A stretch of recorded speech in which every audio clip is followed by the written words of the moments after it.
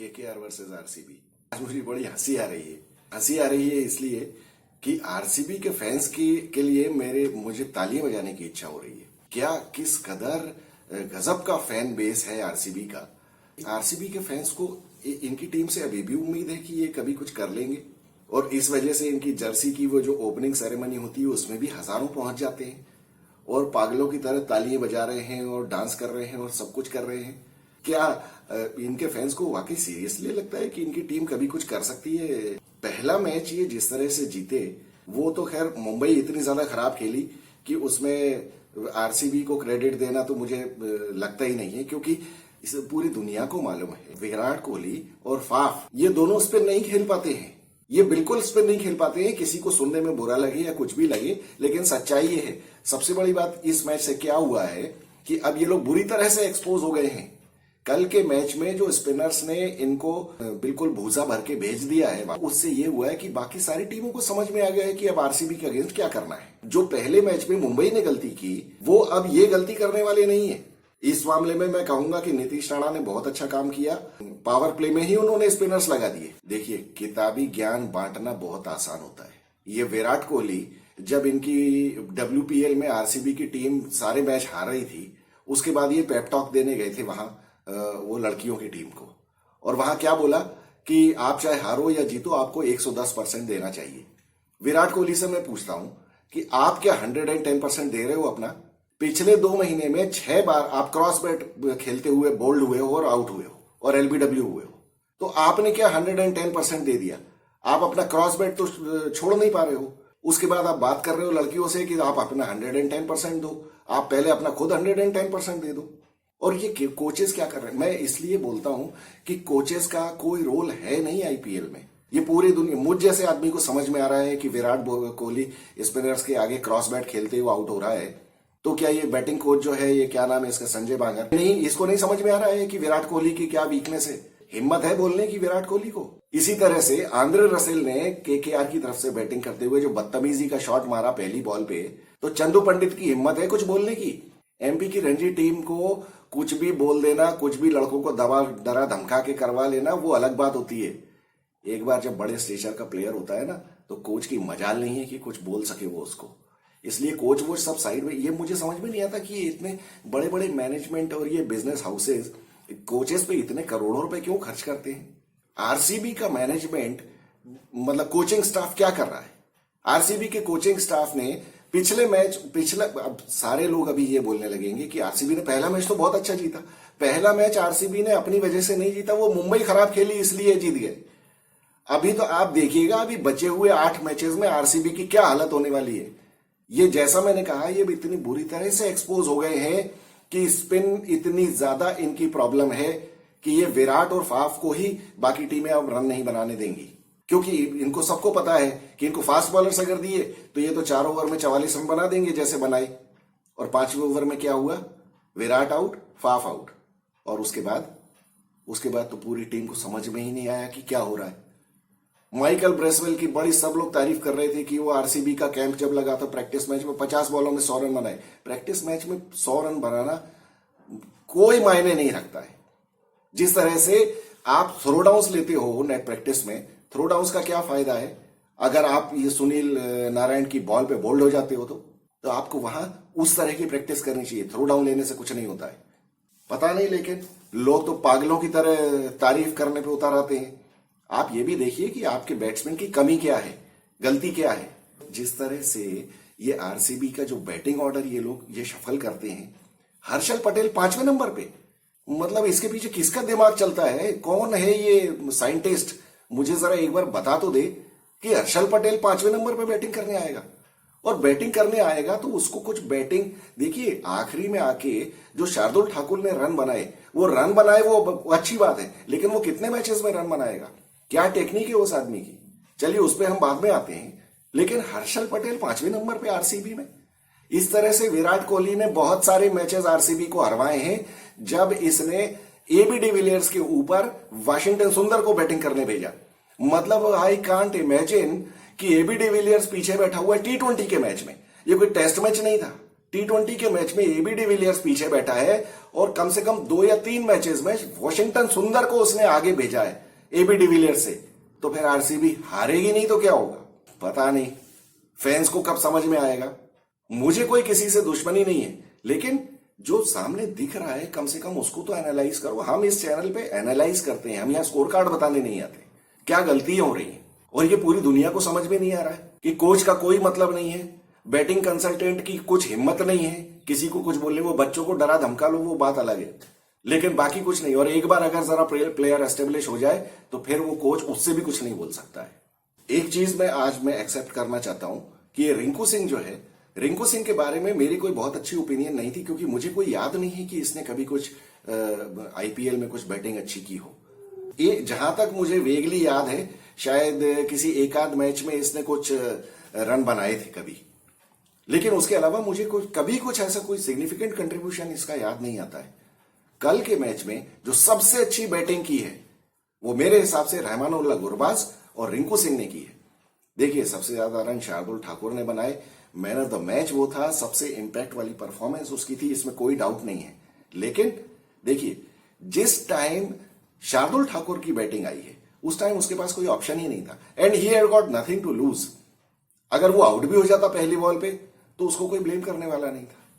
कोई भी एक्सपेक्ट नहीं करता है। देखिए, कोई भी बॉल पीछे बैटिंग करने वाला, कोई भी बैट्समैन जो 8वें 9वें नंबर पे आके बैटिंग करके और लप्पे चला के अगर रन बना देता है तो आप ये नहीं कह सकते कि वो हर मैच में ही ऐसा करेगा।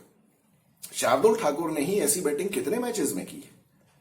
उसके ये आज जो पिछले कितने सालों से आईपीएल खेल रहा है, इसमें इसकी पहली बार ये 50 आई है। इसके पहले हाईएस्ट इसका कुछ 30-32 रन था। सबसे ज्यादा बॉल्स इसने जो खेली किसी आईपीएल मैच में वो 15 है। तो आज उसने सबसे ज्यादा बॉलिंग खेली, उसमें भी हालांकि गलती आरसीबी के बॉलर्स की थी, उसको हम बाद में बात करेंगे। अभी हम शुरुआत करें। देखिए, वेंकटेश अय्यर बहुत ही गंदा शॉट मार के आउट हो गया।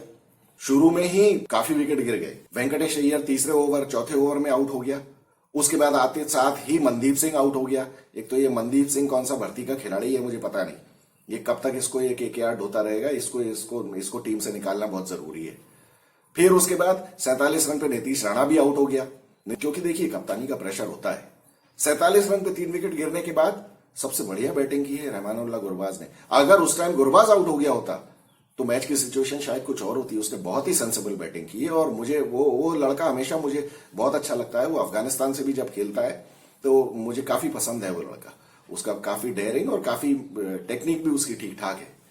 तो सबसे अच्छी बैटिंग रहमानुल्लाह गुरबाज ने की। उसके बाद जब ये शार्दुल ठाकुर ने आके लप्पे चलाने शुरू किए तो रिंकू सिंह ने बहुत अच्छा उसका साथ दिया। रिंकू सिंह उसको मौका देता रहा खेलने का, और फिर बाद में जब इनकी सिचुएशन थोड़ी सी अच्छी हो गई तो रिंकू सिंह ने भी हाथ खोल लिए अपने। तो अब यहां पे जो बॉलिंग आरसीबी ने की वो बहुत ही ज्यादा गलत की। शार्दुल ठाकुर का जो हिटिंग जोन था वो उसमें उसको बॉल देते चले गए, जो कि इनको थोड़ा सा चेंज करना चाहिए। ना तो एक भी स्लोअर बॉल, ना एक भी यॉर्कर और ना बाउंसर।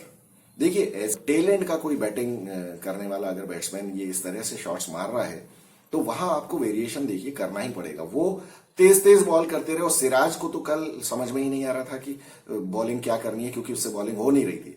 तो जब कभी ऐसा होता है, बॉलर का जब कॉन्फिडेंस कम होता है तो वो तेज से तेज बॉल करने की कोशिश करता है। उसमें उन्होंने शार्दुल ठाकुर के हिटिंग जोन में बॉल दिए और उसकी वजह से क्या हुआ, तो शार्दुल ठाकुर मारता चला गया।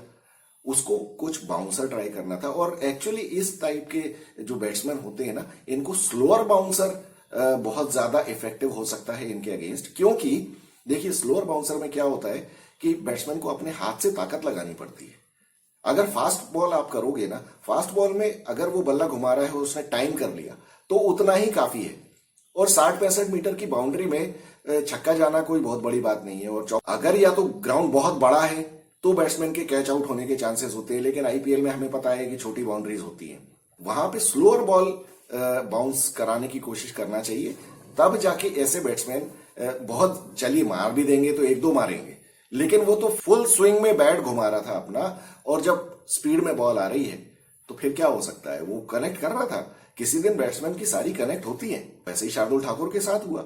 आरसीबी के बॉलर्स ने बहुत ज्यादा खराब बॉलिंग की, और उस टाइम पे भी मुझे लगता है कि फिर बाहर से बैठ के कोच क्या करते हैं, कोच को नहीं समझ में आता कि बॉलर को बताना चाहिए कि तू क्या कर रहा है। और ऊपर से नो बॉल करने का तो ये सिलसिला कुछ खत्म ही नहीं हो रहा है। सिराज ने भी नो बॉल की, आकाशदीप ने भी नो बॉल की, और आकाशदीप ने दो नो बॉल कर दी।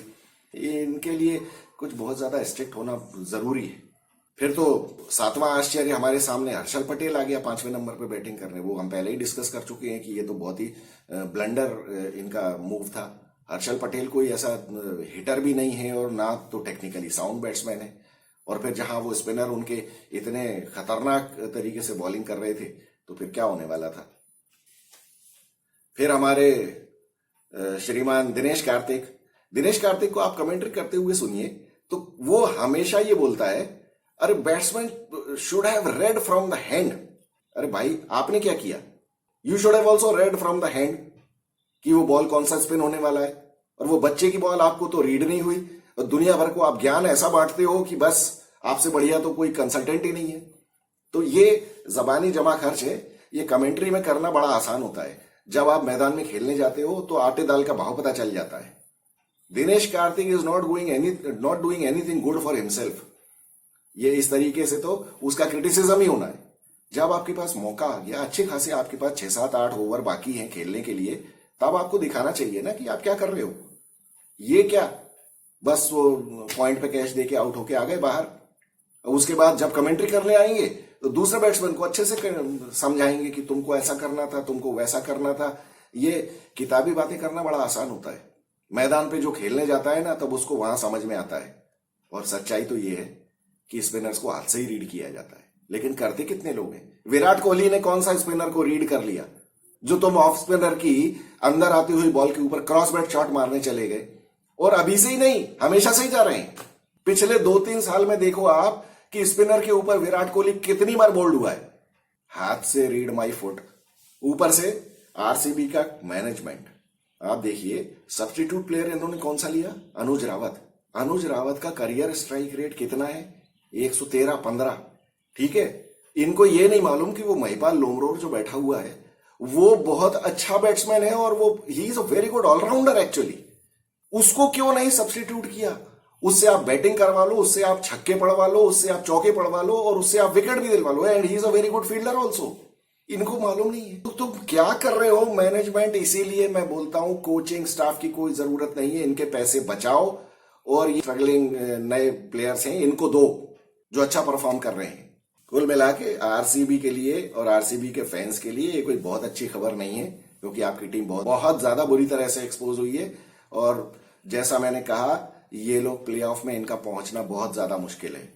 अब कोई बहुत ही आउट ऑफ द स्किन खेल के चला जाए तो बात अलग है, जिसकी मुझे कोई उम्मीद नहीं है, क्योंकि अब सारी टीम्स आप देखिएगा पावर प्ले में इनके अगेंस्ट स्पिनर लेके आने वाली है और इनका हाल बहुत खराब हो जाने वाला है। जितने रन इन्होंने कल बना लिए, वो भलाओ टीम सऊदी का, वो एक तो पता नहीं टीम सऊदी कब तक खेलता रहेगा, वो उसका हो गया है, लेकिन वो केकेआर के मैनेजमेंट को भी नहीं समझ में आ रहा है।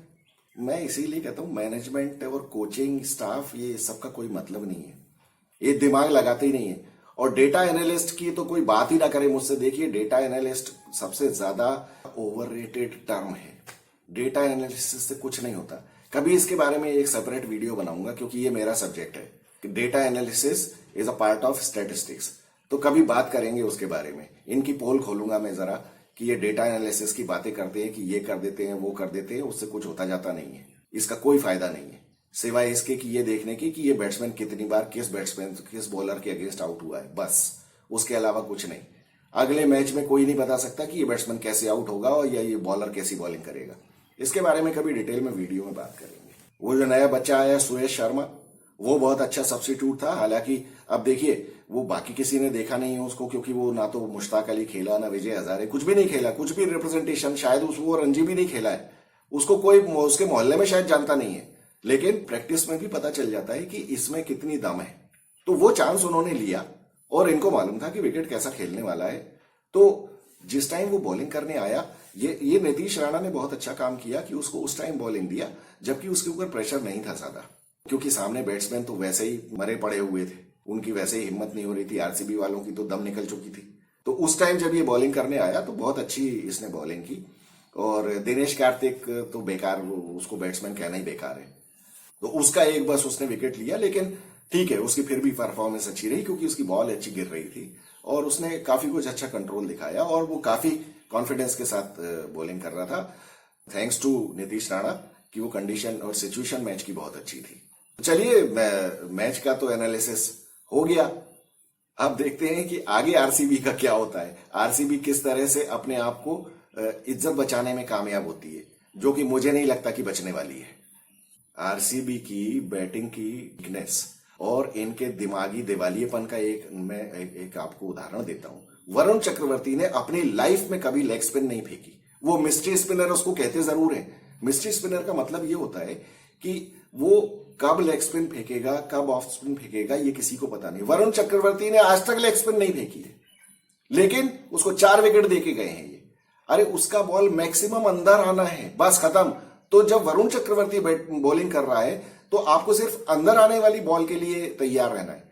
पहली बात तो ये, अगर आप जरा भी ढंग के बैट्समैन हो तो थोड़ा सा बॉल को देख लो, क्योंकि देखिए इनके मिस्ट्री स्पिनर्स के हाथ से पता नहीं चलता है, बॉल ही देखनी पड़ती है आपको।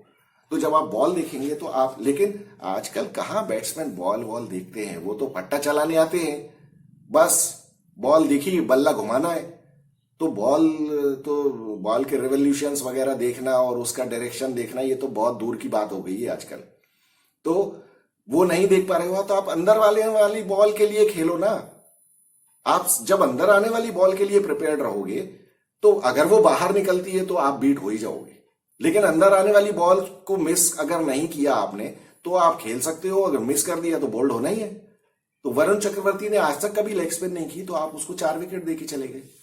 अब आरसीबी का क्या किया जाए। उनके बैटिंग कोच संजय बांगर, अभी उसको बुला लो अभी जरा टीवी पे, तो वो दुनिया भर का ज्ञान पेल के चला जाएगा। वो आपको भगवानी मालिक है इन लोगों का। अब आज का मैच बहुत मजेदार होने वाला है। लखनऊ में लखनऊ सुपर जायंट्स और सनराइजर्स हैदराबाद, ये दोनों टीमें का क्या होगा।